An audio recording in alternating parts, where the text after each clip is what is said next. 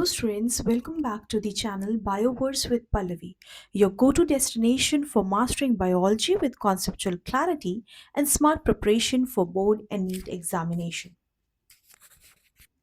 Imagine someone is dropping thousands of letters at your doorstep. Would you be able to open every letter? The answer is, of course, not. So, what you are going to do is you are going to first check the name and the address before accepting it. In the same way, the flower is also operating. When thousands of pollen grains they land on the stigma, does the pistil accept all of them?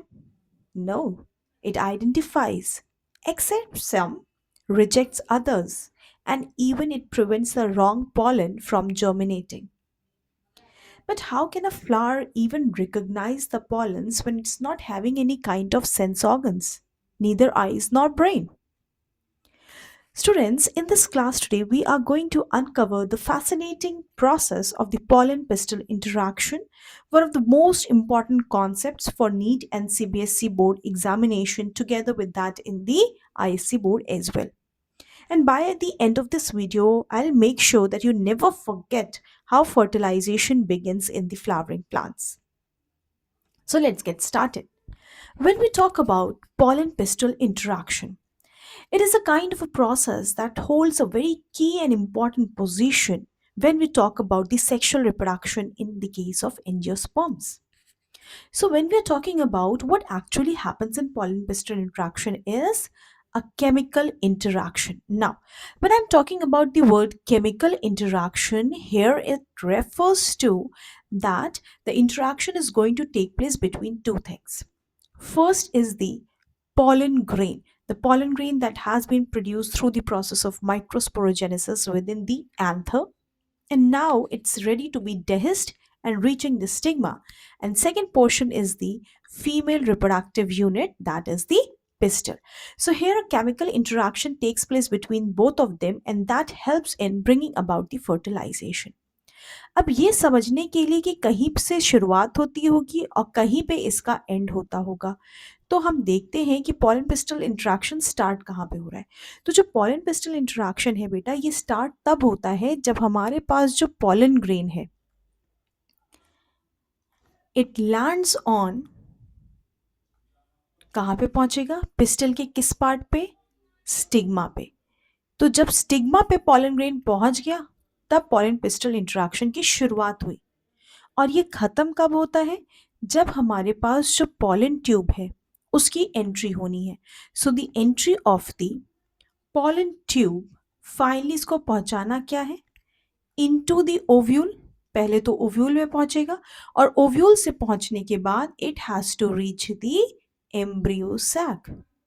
So basically हमारे पास ये जो interaction है, ये एक basically biological event है जहाँ पे पॉलन ग्रेन स्टिग्मा पे लैंड करने के बाद फाइनली इसको पहुंचना है एम्ब्रियो सैक के पास।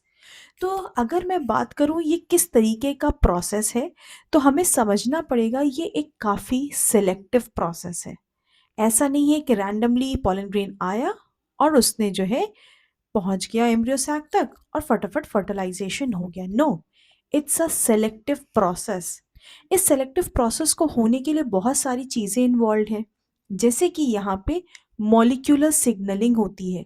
हमारे पास कुछ सर्टेन ऐसे केमिकल सिक्रीट किए जाते हैं जिसकी वजह से पॉलन ट्यूब हमारी पहुंच पाती है एम्ब्रियो सैक तक। उसके अलावा यहाँ पे हमारे पास होता है गाइडेंस। तो एक होता है हमारे पास रिकग्निशन, पहले पहचानना भी तो है कि इस चीज़ की हमें ज़रूरत है कि नहीं, तो recognition. And second is guidance. अब फाइनली गाइडेंस किसकी होगी भाई, पॉलन ग्रेन को हमें पहुंचाना है, तो पॉलन ग्रेन से हमें बनानी पड़ेगी पहले पॉलन ट्यूब। तो पॉलन ट्यूब को हम रिकग्नाइज करेंगे कि हमें इसकी ज़रूरत है कि नहीं, और ज़रूरत है तो इसको हम गाइड करेंगे। गाइड करके इसको पहुंचाना कहाँ पे है हमें, ओव्यूल, और ओव्यूल से हमें इसे पहुंचाना है एम्ब्रियो सैक तक। तो ये बेसिकली यहाँ पे प्रोसेस होता है, और उसके बाद हम यहाँ पे इंश्योर करते हैं कि हमारे पास जो चीज़ है कि हमारे पास यहाँ पे सक्सेसफुल रिप्रोडक्शन हो जाए। भाई अल्टीमेट मतलब इस इंटरेक्शन का यही है कि हमें रिप्रोडक्शन कराना है। और ये सारी चीज़ें हमें करने की ज़रूरत क्यों पड़ रही है, हमें क्यों पॉलन ट्यूब की ज़रूरत पड़ रही है, क्योंकि पॉलन ग्रेन क्या है, एक मेल गैमीट है। और अगर ये मेल गैमीट है तो मेल गैमीट की खासियत क्या होती है? मेल गैमीट है हमारे पास नॉन मोटाइल। तो उसको पहुंचाने के लिए हमें कुछ रास्ता, कुछ तरकीब निकालनी पड़ेगी, और वो तरकीब हमारे पास पॉलन पिस्टल इंटरैक्शन के नाम पे होती है। ठीक है, अब ये होता कैसे है? भाई हम सारी बातें समझ रहे हैं तो स्टेप बाय स्टेप हम ये भी देखते हैं कि कौन कौन से स्टेप्स इन्वॉल्व हैं। तो सबसे पहला स्टेप चिल्ड्रन जब हम बात कर रहे हैं वो है डिपोजिशन की। और डिपोजिशन का मतलब है किस चीज़ का डिपोजिशन? मतलब यहाँ पे हमारे पास पॉलन ग्रेन है। ये पॉलन ग्रेन लैंड करेगा स्टिग्मा पे। अब स्टिग्मा अगर आपको याद हो, मैंने अपने प्रीवियस सेशंस में, वीडियोस में भी सबसे पहले समझाया था कि स्टिग्मा हमारे पास टर्मिनल पोर्शन है। सबसे टर्मिनल पोर्शन हमारे पास पिस्टल का यही है। तो ये यहीं पे आएगा। अब आएगा तो लैंड करेगा, क्योंकि ये इसे क्या करेगा? रिसीव करेगा। चलिए, लैंड भी कर गया, टर्मिनल पोर्शन था इसीलिए वहीं पे रिसीव हुआ। अब क्यों वहां पे रिसीव हो रहा है? क्योंकि स्टिग्मा कैसा है? स्टिकी है। स्टिग्मा कैसा है? ऑयली है नेचर में। तो इसकी वजह से क्या होता है, यहाँ पे हमारे पास म्यूसिलेजिनस एक्सियोडेट रिलीज होता है इससे। और ये जो म्यूसिलेजिनस एक्सियोडेट है ये हेल्प करता है स्टिग्मा को पॉलन ग्रेन को रिकॉग्नाइज करने में। आई होप आपको ये चीज़ समझ में आई होगी। ठीक है, अब बात कर रहे हैं रिकॉग्निशन की और एक्सेप्टेंस की। अगर हमें किसी पार्टी में भी जाना होता है जहाँ पे हमें इनविटेशन आया है, तो आप हर किसी को तो अलाउ नहीं कर देंगे। You allow only selective people to be there जिनके पास वो इनविटेशन कार्ड होगा। तो इसी तरीके से हमारे पास पॉलन ग्रेन तो बहुत सारे फ्लावर से आ सकते हैं। इसको समझने के लिए हम पहले एक डायग्राम देखते हैं। इस डायग्राम में मैं दो केसेस की बात करूंगी। This is case A and this is children case B. अब केस ए और बी में फ़र्क क्या है? ये हमें पता है कि ये हमारे पास एंथर है इन बोथ द केसेस। ये एंथर प्रोड्यूस कर रहा है हमारे पास पॉलन ग्रेन। पॉलन ग्रेन हमारे पास कैसे हैं? डेफिनेटली ये होंगे light and wet. Light and wet होने के अलावा ये कैसे होंगे? ड्राई होंगे। और तीसरी चीज़ ये कैसे होंगे? नॉन स्टिकी होंगे। And the fourth thing is कि उसके अलावा they are produce in enormous amount, क्योंकि हमने प्रीवियस लेक्चर में पढ़ा था कि हमारे पास various modes of pollination present है। ठीक है, चाहे वो विंड हो, वाटर हो, एबायोटिक में। और बायोटिक में हमारे पास बीज, वैस, फ्लाइज, लेमूर, हमारे पास गेको, लिजर्ड, कुछ भी हो सकता है। वो चीज़ें हो गई। अब बेसिकली आपको ये डायग्राम शो करके ये यहाँ पे दिखाना है कि हमारे पास केस ए में आप मान लेते हैं कि ये जो मेरे पास एंथर है ये हिबिस्कस फ्लावर का है। इन बोथ द केसेस हम इसको मान लेते हैं कि anther is consisting of pollen grains जो कि हमारे पास हिबिस्कस फ्लावर से आ रहे हैं। अब ये मेरे पास वो पिस्टल है। पिस्टल का हमारे पास ये टर्मिनल पोर्शन है जहां पे हमने बात करी है कि हमारे पास स्टिग्मा प्रेजेंट है। अब children what is happening is कि इन दिस फोटोग्राफ आप यहाँ पे देख रहे हैं कि बहुत सारे हमारे पास क्या है, ये पॉलन ग्रेन लैंड कर चुके हैं, है ना। यहाँ पे इनकी लैंडिंग हो चुकी है। अब जब ये पॉलन ग्रेन यहाँ पे लैंड कर रहे हैं तो कुछ आपको येलो भी दिख रहे हैं, कुछ ब्लू हैं, कुछ light blue, purple, violet, pink, various colours के पॉलन ग्रेन प्रेजेंट है। तो यहाँ पे मैं जो बात कर रही हूँ, कलर यहाँ पे सिग्निफाई कर रहा है कि ये जो पॉलन ग्रेन्स है मेरे पास कहाँ से आए हैं? They are from different species. मान लेते हैं कि कोई हिबिस्कस का है तो कोई हमारे पास मैरीगोल्ड का है, कोई हमारे पास किसी और फ्लावर का, सनफ्लावर का हो गया, कोई मैंगो ट्री से आ रहा है, मतलब किसी भी हमारे पास स्पीशीज का पॉलन ग्रेन है।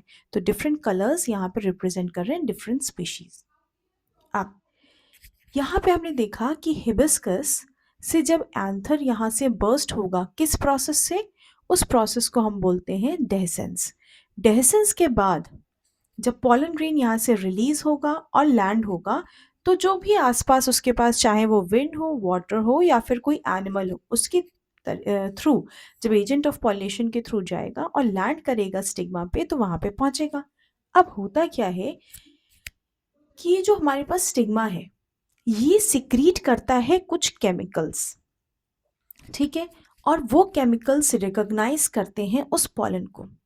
अगर ये पॉलन ग्रेन हमारे पास हिबिस्कस का है तो यहाँ पे जितने भी हमें ये येलो पॉलन ग्रेन्स दिख रहे हैं ना स्टूडेंट्स, ये सारे मेरे पास किसके हैं? हिबिस्कस के। मान लेते हैं कि ये वाइट वाला हमारे पास हो गया मैरीगोल्ड का, पिंक वाला मान लेते हैं कि मैंगो का हो गया, और कौन सा कलर, ये वाला मान लेते हैं कि हमारे पास ऑर्किड का हो गया, ठीक है। तो अब जो हमारे पास हिबिस्कस का है, हिबिस्कस से हमारे पास पॉलन आया, और ये क्या है हमारे पास? पिस्टल। पिस्टल किस प्लांट की है? हिबिस्कस की है। तो इसका मतलब यहाँ पे हमारे पास ये इंटरेक्शन यहाँ पे सक्सेसफुल होना चाहिए। यहीं पे यहाँ शो किया है कि हमारे पास ये हो गया हिबिस्कस की पिस्टल, और यही हमारे पास जो पॉलन इस पे लैंड कर रहा है वो किसका है? वो भी हिबिस्कस का है। तो जब यहाँ पे दोनों आपस में क्या होंगे? कंपैटिबल होंगे। तो चिल्ड्रन हमें देखने को मिलेगा कि जब आपस में पॉलन ग्रेन और पिस्टल किससे बिलोंग करेंगे? They belong to the same species. तो यहाँ पे ये कैसे हो जाएंगे? कंपैटिबल। और कंपैटिबल होने की वजह से जो हमें चीज देखने को मिलेगी कि यहाँ पे होगी पॉलन ट्यूब फॉर्म, और जब पॉलन ट्यूब बनेगी तो इसका मतलब हो जाएगा कि यहाँ पे पॉलन जर्मिनेशन हो जाएगा and it is successful. This is the case. But अगर ये बिलोंग कर रहा है, पॉलन ग्रेन आ रहा है हिबिस्कस से, बट यहाँ पे मैरीगोल्ड, ऑर्किड और मैंगो का है, तो यहाँ पे what we are going to see is यहाँ पे कंपैटिबिलिटी होगी ही नहीं, because they are belonging to different species. तो ना कंपैटिबिलिटी होगी। क्यों कंपैटिबिलिटी नहीं होगी? क्योंकि they are belonging to different species, और डिफरेंट स्पीशीज से बिलोंग कर रहे हैं, तो यहाँ पे ना हमारे पास पॉलन ट्यूब बनेगी और ना ही हमारे पास पॉलन का जर्मिनेशन हो पाएगा। So this is in two cases we have talked about कि किस तरीके से पॉलन पिस्टल इंटरैक्शन होता है in general. I hope you have understood both the two cases. वापस चलते हैं। अब सेकेंड स्टेप में हमने बात करी कि जब स्टिग्मा ने रिकॉग्नाइज किया, कैसे रिकॉग्नाइज किया? बात करते हैं। रिकॉग्नाइज किया पॉलन ग्रेन को। अब ये जो पॉलन ग्रेन है ये भी कुछ तरीके के प्रोटीन्स और केमिकल्स को जो है सिक्रीट करेगा। इसी तरीके से जो पिस्टल है वो भी लगातार कुछ तरीके के प्रोटीन्स हैं, एंजाइम्स हैं और वेरियस अदर केमिकल्स इनको सिक्रीट करेगा। जब दोनों आपस में इस तरीके के केमिकल सिक्रीट करेंगे तो दोनों के बीच में क्या पॉसिबल होगा? कम्युनिकेशन। और जब दोनों के बीच में कम्युनिकेशन होगा, अगर दोनों कंपैटिबल होंगे students, like we have talked over here, अगर कंपैटिबल होंगे तो यहाँ पे हमें पॉलन जर्मिनेशन देखने को मिलेगा, अदरवाइज यहाँ पे पॉलन जर्मिनेशन नहीं होगा। So this is how we talk about the recognition and the acceptance. ये दोनों का रोल है इसमें, इसीलिए पॉलन पिस्टल इंटरैक्शन यहाँ पे हमने बात करी। ध्यान देने वाली बात यह है बेटा कि जब यहाँ पे रिकॉग्निशन और एक्सेप्टेंस होता है तो यहाँ पे हमारे पास सेम स्पीशीज से पॉलन ग्रेन आना चाहिए और उसको सेम स्पीशीज के पिस्टल पे लैंड करना चाहिए। बट इंपॉर्टेंट बात यह है कि सेम स्पीशीज तो हो सकती है but it should not be the same plant. Previous lecture में मैंने आपको इन ब्रीडिंग डिप्रेशंस के बारे में बताया था। तो जब हमारे पास ये सेम प्लांट से नहीं होना चाहिए, same species but with different plants, तो जब ये डिफरेंट प्लांट से बिलोंग करेगा तो इसका फायदा ये हो जाएगा यहाँ पे कि यहाँ पे आएगा वेरिएशन, है ना। और जो वेरिएशन आएगा उसकी वजह से हमें क्या पता चलेगा कि यहाँ पे हमारे पास it is going to promote cross pollination. तो कहीं ना कहीं क्रॉस पॉलिनेशन का रोल जो था वो वेरिएशन लाने का यहाँ पे हमें सक्सेसफुल होते हुए दिख रहा है। तो यहाँ पे इसका मतलब होता है कि जो रिकॉग्निशन हो रही है पॉलन और पिस्टल इंट्रैक्शन में, उसकी वजह से they are promoting genetic diversity, जिसकी वजह से इन ब्रीडिंग डिप्रेशंस जो हैं वो नहीं होंगे। आई होप आपको ये बात समझ में आ गई। अब बात करते हैं हाइड्रेशन की। तो हाइड्रेशन में क्या होता है कि जब यहाँ पे हम देख लेते हैं कि हमारे पास पॉलन जर्मिनेशन हो रहा है, कब हो रहा है? जब यहाँ पे हमने देख लिया कि हमारे पास कंपैटिबिलिटी है। तो अब यहाँ पे काम क्या होगा कि हमारे पास जब पॉलन ट्यूब बनेगी तो वो पॉलन ट्यूब क्या करेगी, it is going to absorb moisture, भी एब्जॉर्ब करेगी, और मॉइस्चर के अलावा बहुत सारा जो है nutrition, and especially nutrition that is rich in the sugar content, उसको सिक्रीट करेगी, जिसकी वजह से हमारे पास जो है पॉलन ग्रेन जो है उसमें फ्लूइड फिल होगी, उसकी ग्रोथ होगी और वो स्वेल कर जाएगा। So this is how the third step of hydration takes place. Now अब जब जर्मिनेशन की बात करते हैं कि पॉलन ट्यूब हमारे पास बननी शुरू होगी इनकी वजह से, तो यहाँ पे होती है growth of pollen tube. But conditions तो हमें यहाँ पे भी देखनी पड़ेंगी कि कौन कौन सी कंडीशंस हैं। तो एक बार हम इन बारे में थोड़ा सा बात कर लेते हैं कि पॉलन ट्यूब हमने बात कर ली कि हमारे पास कैसा होना चाहिए, डिफरेंट स्पीशीज का होना चाहिए, और सेम स्पीशीज होनी चाहिए, और डिफरेंट प्लांट होने चाहिए। बट कुछ कंडीशंस भी ज़रूरी हैं। उन कंडीशंस में हमारे पास होना चाहिए एक सूटेबल टेम्परेचर। और जब सूटेबल टेम्परेचर की बात करते हैं तो स्टूडेंट्स जनरली जिस हम टेम्परेचर की बात करते हैं वो रेंज करता है from 20 degree to 30 degree centigrade. उसके अलावा अगर यहाँ पे मॉइस्चर नहीं होगा तो भी हमारे पास क्या हो जाएगा, जर्मिनेशन पॉसिबल नहीं होगा। तो मॉइस्चर होना बहुत ज़रूरी है। और मॉइस्चर के अलावा भी हमारे पास जब ट्यूब की ग्रोथ हो रही है तो उस ट्यूब ग्रोथ में हमारे पास कुछ एलिमेंट्स होते हैं, जैसे कि हमारे पास बोरॉन एलिमेंट है, उसके अलावा हमारे पास जो है कैल्शियम आयंस हैं, इनकी रिक्वायरमेंट होती है। जब ये सारी चीज़ें होंगी तभी ट्यूब ग्रो कर पाएगा after the process of germination. अब जब हमने पॉलन ग्रेन की बात करी थी तो हमें पता है कि हमारे पास जो 60% फैमिलीज हैं एंजियोस्पर्म की, उसमें हमारे पास जब पॉलन ग्रेन रिलीज होता है तो वो 2 सेल स्टेज में होता है। तो जब ये 2 सेल स्टेज में होता है तो इसके पास सिर्फ 2 चीज़ें होती हैं। एक होता है इसके पास वेजिटेटिव सेल, और दूसरा उसी वेजिटेटिव सेल के अंदर होता है जनरेटिव सेल। जब पॉलन जर्मिनेशन हो जाएगा और पॉलन ट्यूब बनेगी तब यहाँ पे क्या होगा, पॉलन ट्यूब की ग्रोथ के बाद स्टूडेंट्स जेनरेटिव सेल डिवाइड करेगा, और डिवाइड करके यहाँ पे फिर वो 2 मेल गैमीट्स बनाएगा। ये हमने देखा जब हमारे पास 2 सेल स्टेज है इन 60% ऑफ द एंजियोस्पर्मिक फैमिली। इसके अलावा अगर 40% हम एंजियोस्पर्मिक फैमिली की बात करें तो वहाँ पे 3 सेल स्टेज होती है। मतलब डायरेक्टली आपके पास वेजिटेटिव सेल होगा और आपके पास क्या होगा, जनरेटिव सेल। उस जनरेटिव सेल के पास ऑलरेडी 2 मेल गैमीट्स होंगी जब ट्यूब की ग्रोथ हो रही होगी। So this is how the germination and tube growth take place. और हमें पता है क्योंकि हमारे पास मेल गैमीट कैसे होते हैं, नॉन मोटाइल।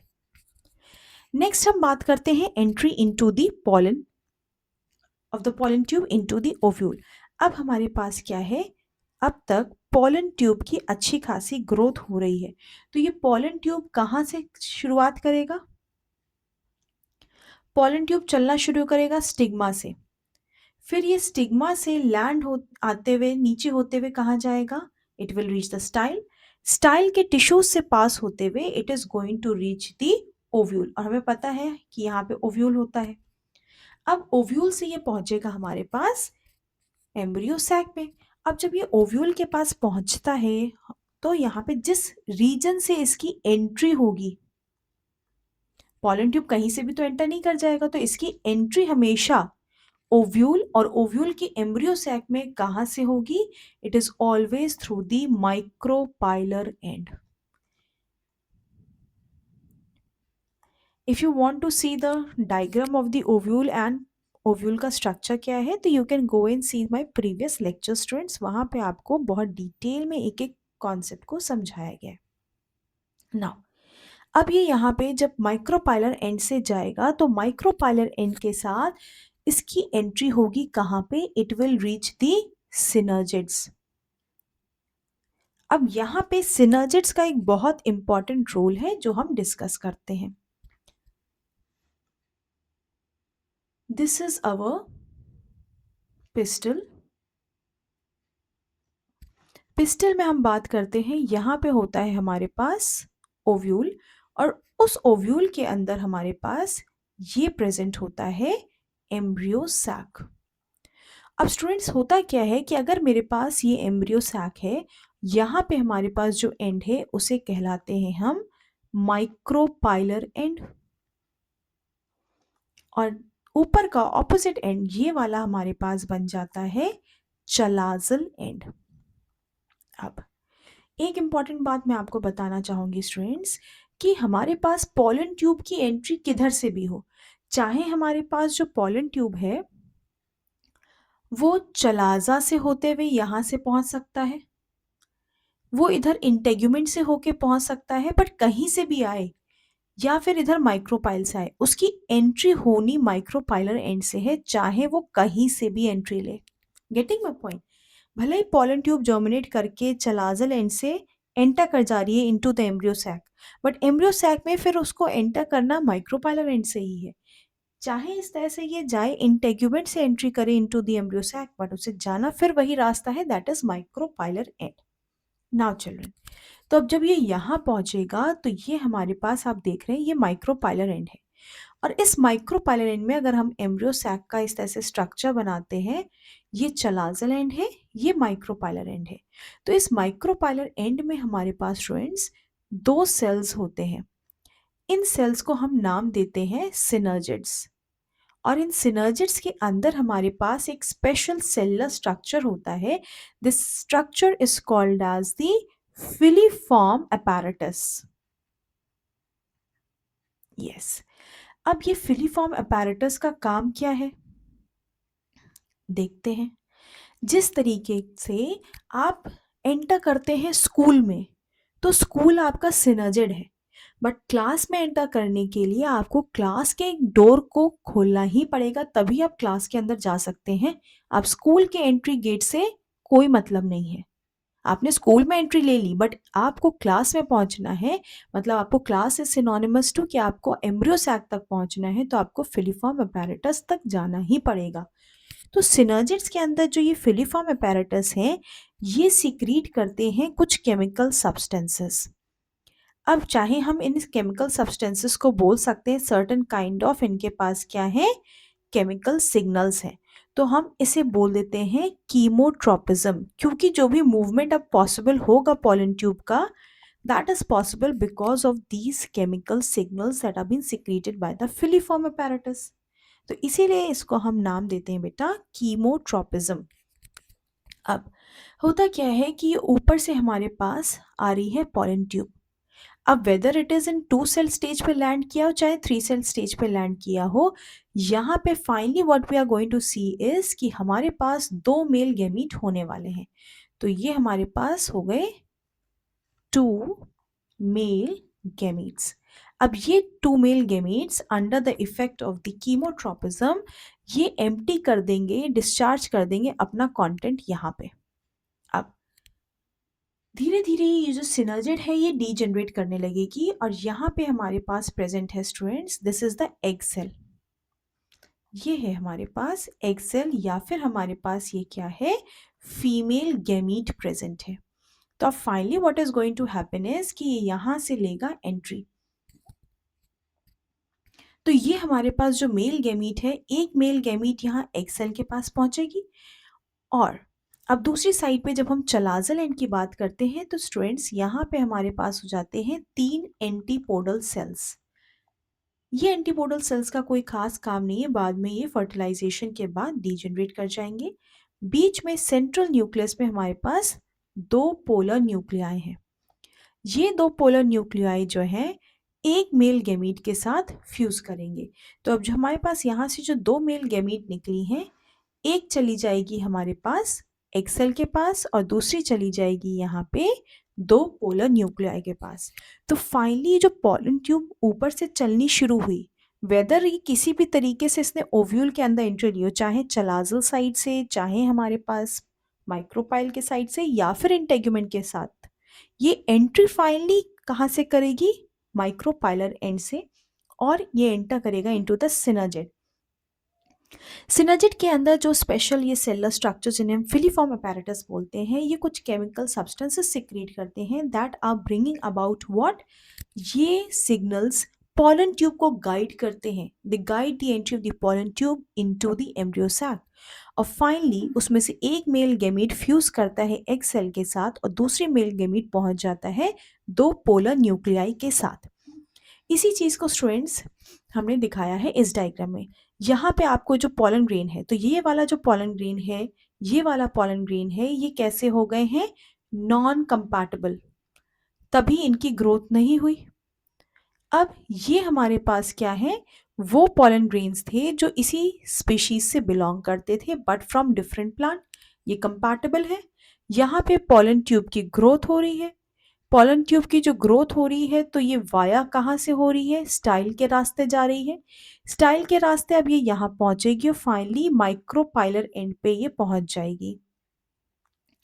माइक्रोपाइलर एंड पे हमारे पास क्या है? सिनर्जिड्स, ये यहाँ पे ये दो। तो यहाँ पे आप स्टूडेंट्स देख रहे हैं कि ये हमारे पास वेजिटेटिव न्यूक्लियस है और दो मेल गैमीट है। ये हमारे पास एक बड़ा सा सिनर्जिड है जो मैग्नीफाई करके दिखाया है दोनों। अब इन सिनर्जिड्स के अंदर ये है फिलीफॉर्म apparatus जो कि गाइड करेंगे इस मेल गैमीट को रिस्पेक्टिवली दो पोलर न्यूक्लियाई और सेंट्रल सेल के पास पहुंचने के लिए। एक चीज आपको बताना चाहूंगी बेटा कि जब यहाँ पे दो मेल गैमीट पहुंचते हैं तो साथ ही साथ यहाँ पे हमारे पास पहुंचता है बहुत सारा वेजिटेटिव ट्यूब न्यूक्लियस और उसका साइटोप्लाज्म। अब यहाँ पे क्या होता है कि कहीं से बैकवर्ड फ्लो ना हो, तो हमारे पास पॉलन ट्यूब में जब मेल गैमीट्स आगे पहुंच जाते हैं तो इस तरीके से एक प्लग बन जाता है जिसे हम बोलते हैं कैलोस प्लग। ये कैलोस प्लग जो है प्रिवेंट करता है बैकफ्लो। अब फाइनली जब मेल गैमीट्स पहुंच जाएंगी तो नेक्स्ट स्टेप क्या होने वाला है? इसके बाद फर्टिलाइजेशन होता है। आई होप आपको बेटा सारे steps one by one crystal clear हुए होंगे। लेट अस सी कि हमारे पास what is the importance and the features of the pollen pistil interaction. तो पॉलन पिस्टल इंटरैक्शन में the first thing that we are seeing is it ensures the compatible pollen fertilizes the ovule। ऐसा नहीं कि कोई सा भी ovule आए, किसी भी प्लांट का आए और फर्टिलाइज कर जाए, नहीं।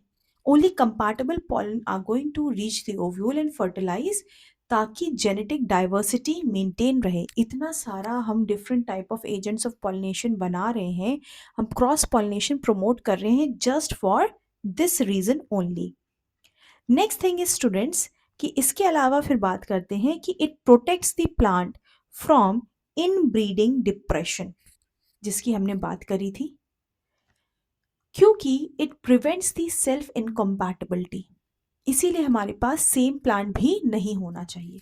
It facilitates species specific reproduction, thus prevents hybridization errors. Next thing is, it is a crucial step before the double fertilization takes place in the angiosperms. So I hope children you have understood the pollen pistil interaction in quite detail. एक एक step आपको समझ में आया होगा। And now what I want is कि without opening the notes, without going through the thing again, आपको जो भी समझ में आया है उससे आप मुझे एक चीज बताइए कि why does the pollens they or the pistil they reject the incompatible pollen grain? क्यों पिस्टल रिजेक्ट कर देता है ऐसे pollen grains को जो इनकम्पैटिबल होते हैं? And then if you have answered all these questions correctly, तब आपको ये समझ में आ जाए कि आपने इस जो one of the highest weightage जो टॉपिक है हमारा from sexual reproduction in flowering plants, उसको आपने मास्टर कर लिया है.